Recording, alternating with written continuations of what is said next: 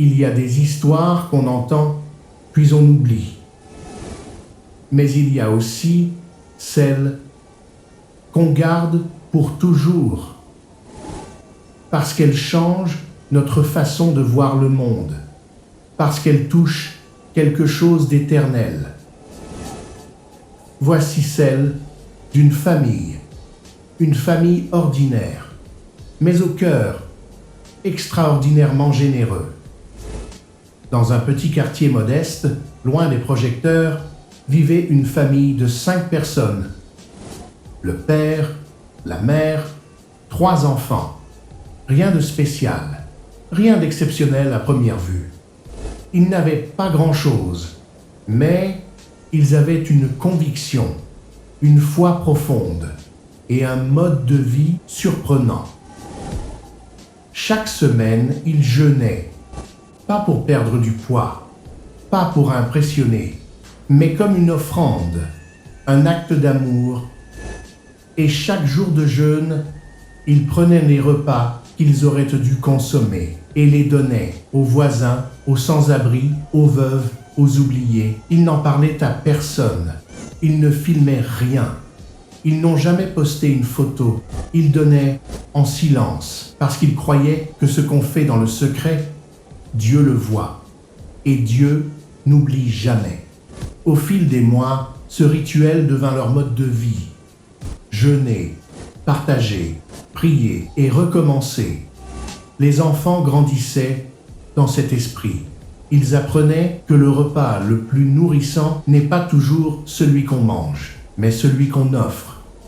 Puis un jour, les nuages changèrent.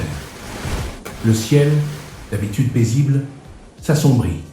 Les vents soufflèrent, les pluies tombèrent, et la terre déborda.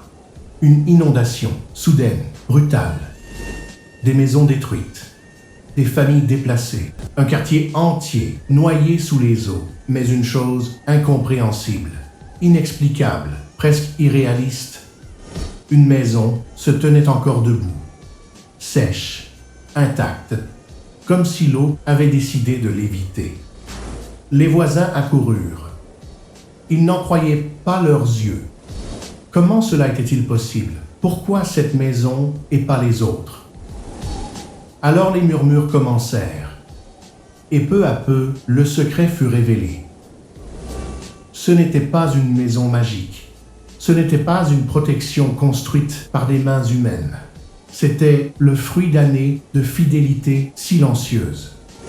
Le fruit d'une foi vivante, d'un jeûne sincère, d'une charité continue. Le jeûne et la charité avaient bâti un bouclier invisible. Un bouclier plus puissant que les murs, plus solide que le béton.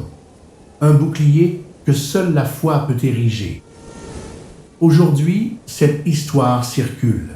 Elle inspire, elle bouleverse, parce qu'elle nous rappelle que ce qu'on fait dans le silence est parfois ce qui parle le plus fort. Parce que ce que tu donnes, même quand personne ne regarde, te reviendra quand tu en auras le plus besoin.